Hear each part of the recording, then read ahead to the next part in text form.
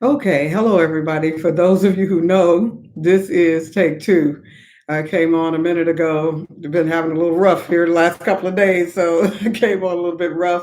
Thought I'd go back again and invite some of you guys to come on because I hadn't uh, did an invitation. So we've got that together now, and hopefully some of you guys will come in and be able to listen to the broadcast.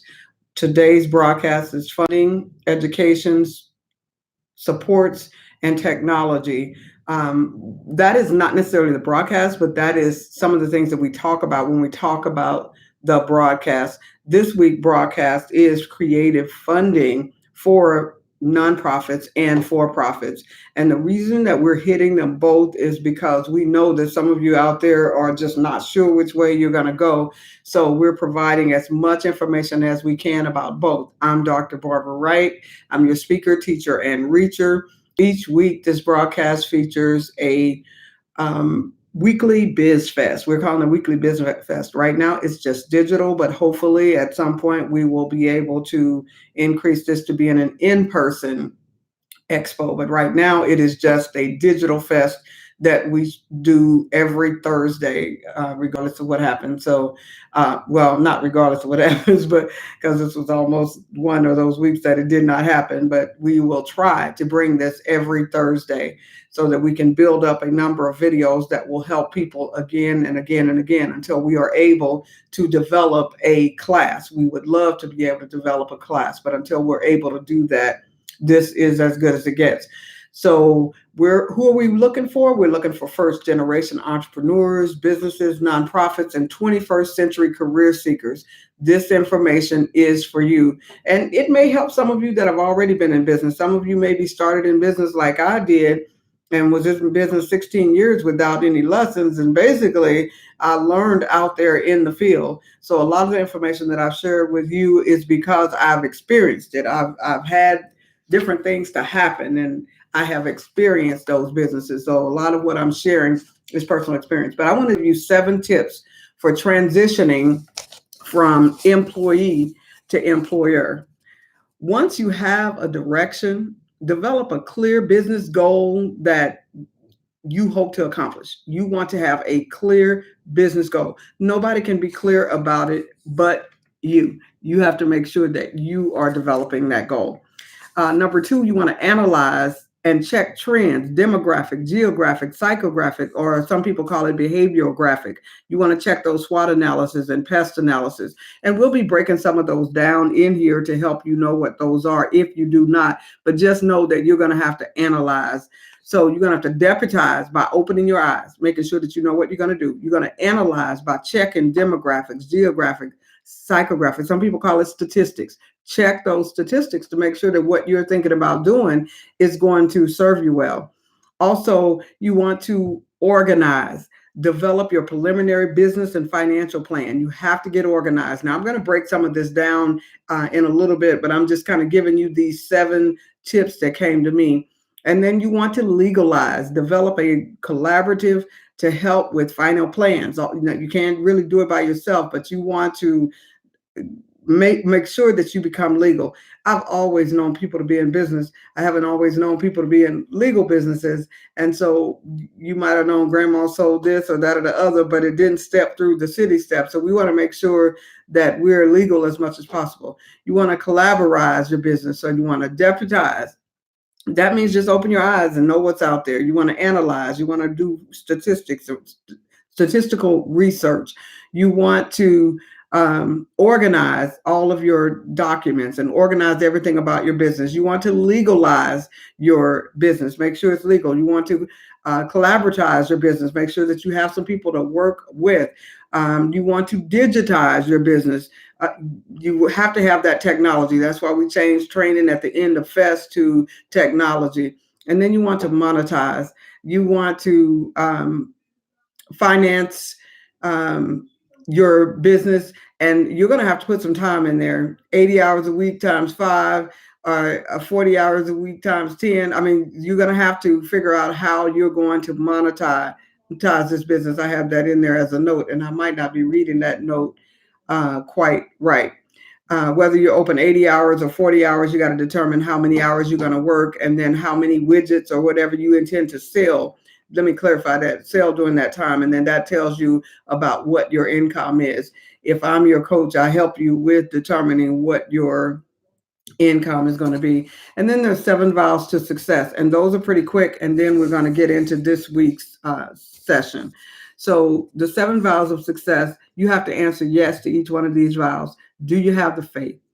Do you have the vision? Do you have the education and training? Do you love the mission of what you're doing? Do you have the support system? Do you have the persistence to stick with it when the going gets tough? And do you have the right motives? Those are the 7 vows of success. If you like them, listen to them again and get those, because we're not going to stop. We're going to go right into what we want to cover today. The first thing we want to talk about is we want to make sure that you're subscribing to the YouTube channel and that you know a little bit about me. I've been working, I had my own business for 16 years, and for the last few years, I taught education classes, business education classes for 14 years with the school district. And now I'm currently grant writer for Kansas City Public Schools. So I'm working more on the nonprofit side, but I have the business side as well. So I share with you those things that I have learned over the years. I've raised millions on the nonprofit side and was considered a millionaire on the for-profit side, and helped business plans as much as $90 million. So I've had some experience over these years working with organizations, nonprofits, large and small, like Housing Authority of Kansas City, Kansas City Public Schools, Hogan Preparatory. I've worked with small and large organizations. So that's a little bit about me. Okay, so let's get into it. Nonprofit types of funding. Nonprofit types of business. Consider working on your credit. That's what I'm going to tell you for whether you're going to do a nonprofit or for-profit. Consider working on your credit. If you work on that credit, then that will help you launch forward. Some people think everything is about prejudice. Some people think everything is about, and I realize what country we live in, and I realize that sometimes there are things that they're just against you. But there are some other things that you can fix and that you can do better at, and you can get things made right. So you want to get that credit straight. And if you don't know how, there are people out there, and hopefully we can get someone on our team who knows how to clean up your credit and help you to start going in the right direction. Thank you, Colin and Price. Thank you, guys. Also, grant funding is important. Community foundations and just regular foundations are great for you to get funding from, but nobody is going to give you funding on the nonprofit side until you get your documents together and that you are proven, that you are showing that you are able to make some things happen. Now, sometimes I've had organizations that they're at the very beginning and their documents are so good until they get funded. I've had several clients to get funded first time, but that is not always the case. So you want to make sure that you have your grant funding, your that you have all of your documents in a row. But these are some of the people that will consider funding you once you have your documents in a row. For the for-profits, you may be dealing with just family, friends, and neighbors, bank funding, venture capitalists, angel investors. Those are the people. And I'm going to talk to you in a minute about the difference between venture capitalists and angel investors in case you don't know. Getting your organization ready for funding is the next area that we're going to talk about. So for the nonprofit and the for-profit, I found that there is about 8 things that both of you guys need to consider. You want to make sure that you register the documents and registration. Oh my goodness, why is my son calling in on my broadcast? I'm going to ask him to hang up. He's shaking his head at me because he know I wasn't feeling very good, but I'm going to ask him to hang up. Thank you, dear. Okay, so research the documents and registrations needed to get started legally in your location. So your subdivision and city licenses and permits. You want to make sure that your employer identification number is secured, your state incorporation, your EIN number, which is employer identification number, your DUNS number, data universal numbering system. I believe that number is going to be good until December, I believe. Your 501c3, which is your nonprofit status with the IRS, not the state, that's the IRS. Your registration on grants.gov and other databases that allow you to apply for grants. And you want to join appropriate associations and organizations. Those are the things that you can do to help get your organization ready for funding. If you missed any of those, all you got to do is go back on the broadcast and you can listen to it again. Now we're going to our next session, nonprofit funding and for-profit funding. This time I separated these because some of these are going to be specific to nonprofit. So nonprofit, grant funders give you money to do what they want done. If you're just trying to do what you want to do and you don't care anything about anyone else, you don't care what the funder is saying, you don't care what their desires are, you're probably not going to get their money. If you want to get a funder's money, you've got to be their arms and legs. You've got to do what it is that they're asking you to do. On the for-profit side, as I said earlier, you may be able to convince your family and friends, or you may be able to use your credit. Because remember, the first thing I said you might want to do is get that credit straight. And don't think it's an impossibility. You can get your credit straight. I don't care how bad it is.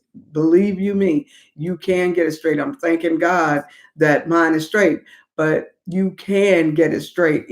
And I had to straighten it out, but you can get it straight if you put the time in. And then you can also get money from employment. So don't throw away your job. Your business may be 2 years away, or your business may be 3 years away. If your business is taking care of your bills right now, and you're able to save a little money to invest in your business, and you're able to do a good job on that Monday through Friday, whatever job it is that you have, then save some of your employment money to help you start your business. If you're not willing to invest in your own business or nonprofit, then nobody else may not be either. So the next area is to understand the types of grants. Understand the types of grants that are out there. There are seed grants, planning grants, capital grants, endowment grants, management grants, and technical assistance grants. If you want to know what those are, go back and listen to this again and look each one of those up. If you want to get it quick, you can come to my workshop that's going to be at Longview Community College in Kansas City. And you can fly to Kansas City, or maybe we can contact the college and see if we can get you tapped into the broadcast to where we break down what each one of those are. Or you can order my booklet offline off my website, certifieddreambuilder.com. You can go in and order that, and it gives a better explanation of what all those different types of grants are.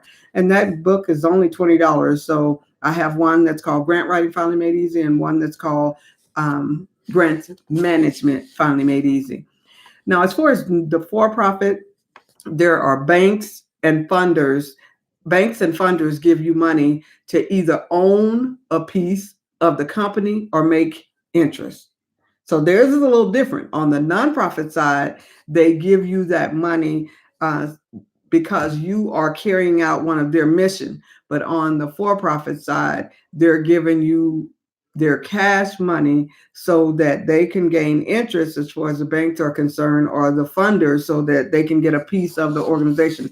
Some of you guys watch Shark Tank and you know exactly what I'm talking about. Those sharks want a piece of that organization more than they want just the interest from it, because there's not much interest to be made. But if you can get some ownership in an organization, you can become very wealthy. Okay, the next one, number 4, 5 types of collaborative partners. There are 5 types of collaborative partners that you want to partner with on the nonprofit side. There's the nonprofit, the for-profit, the government and community agency, the school, and the faith-based programs. Those are the different types. I say there's 5 different types, and you can pretty much put everybody else within those types. Nonprofit, for-profit, government, community agencies, schools, or faith-based program. And you want one of each of those organizations to be a part of your collaborative so that you're ready for any type of grant that comes along. As far as the for-profit side, you may want some sole proprietors. If they got something to offer, A lawn care person may be a sole proprietor. You would maybe want partnerships to be your partners. You may have an LLC to be your partner. You may have an incorporation, or you may just be the LLC and you have members, or you may be an incorporation and you have shareholders. And those shareholders can invest in your corporation. That's another way to raise money on the for-profit side. So there's lots of things that we can't just break down here, but if you go back and listen again, you may be able to get some more of the information that we're sharing. Members of your fundraising team, you want to know who your potential members are. What will they contribute? What is their contact information? You want to develop a new organizational chart to go along with it. Now, on the nonprofit side, you have your executive director, your project coordinator, and then you may have some others down there. And I realize when you first start your business, you don't have nobody but yourself. Usually, you're the executive director, the project director, the north, south, east, west coordinators, you're the everything. But over time, you need to have this. So it's best to draw it in the beginning. On the business side, if you are an incorporation, you have your president, you might have your manager or your director, you may have all different types of people in your timeline, but don't look for that very first date. Everything has a beginning. Like this show has a beginning, and I'm hoping that I'm going to get better over time. But this leads me to break. If you look back there, you'll see a book that I bought years ago called Grant Writing for Dummies. And this is a shout out to Bev Browning, who wrote the book Grant Writing for Dummies. I had no idea that this lady and I would end up connected anywhere ever. I didn't know what she looked like or who she was, but when I saw her, my heart was just blessed and touched. And what really blew me away the other day was I looked on my LinkedIn and she shared one of my posts. So I just want to give Bev Browning a shout out. Grant Writing for Dummies. It was a great book then. It's a great book now. It was years ago when I read that, but I'm just so thankful that she shared a post that I had written. I'm just excited.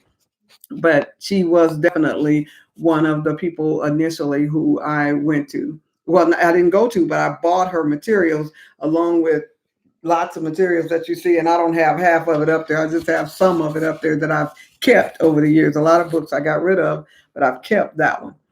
Okay, so you want to subscribe to our YouTube channel, and that's Barbara Babby Wright. If you just type Barbara Babby Wright, and if you are a YouTube member, I need you to subscribe.